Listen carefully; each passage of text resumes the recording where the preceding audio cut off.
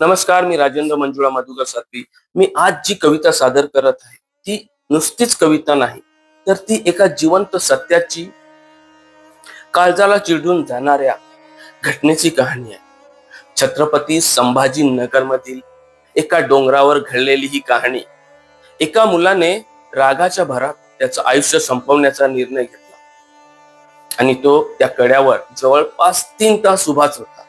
आणि त्याच्या समोर त्याची आई त्याला हात जोडून विनवण्या करत होती की बाळा, मागे तुझ्या सगळ्या इच्छा अपेक्षा आम्ही पूर्ण करू. त्याच प्रयत्नात त्याच्या वडिलांनी सुद्धा त्याला वाचवण्याचा प्रयत्न केला, परंतु त्याला वाचवता वाचवता आई वडील आणि तो स्वतःही मृत्युमुखी पावला.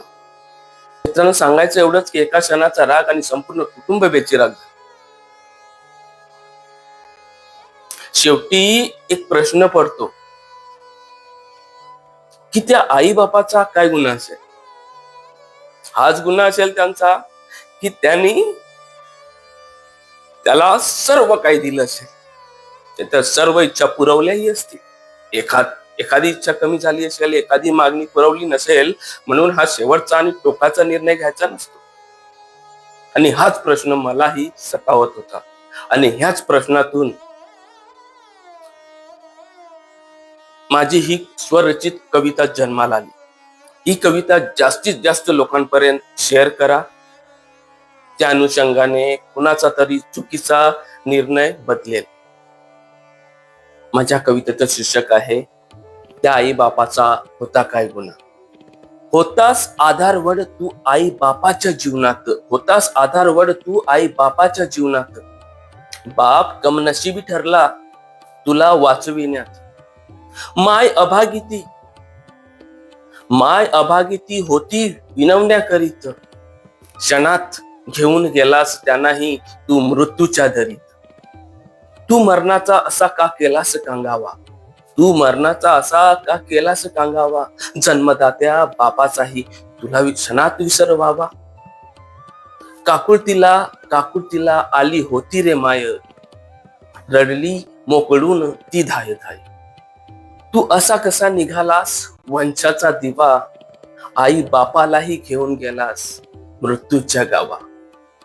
असा कसा नाही समजलास आई बापाच्या जीवनाला, शेवटच्या क्षणालाही आत्मा तुझ्यासाठीच रे तळमळला. शेवटी तू काय मिळवलेस करून हा मरणाचा खेळ. ऐकलं असतंस तर चूक सुधारण्याची होती वेळ.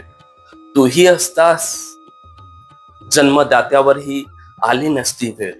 तूही असतास जन्मदात्यावरही आली नसती वेळ.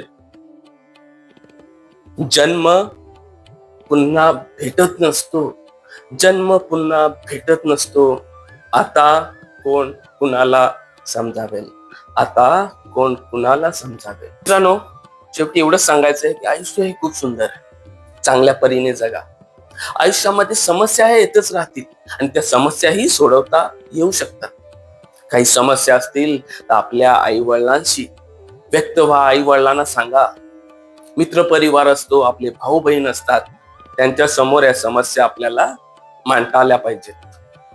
आणि जर आपल्याला आणखी मानसिक समस्या असतील तर सरकारची एक मानसिक आरोग्य हेल्पलाईन आहे, किरण हेल्पलाईन, त्यावर संपर्क करा आणि आपला प्रॉब्लेम्स, आपली समस्या सोडवण्याचा नक्कीच प्रयत्न करा.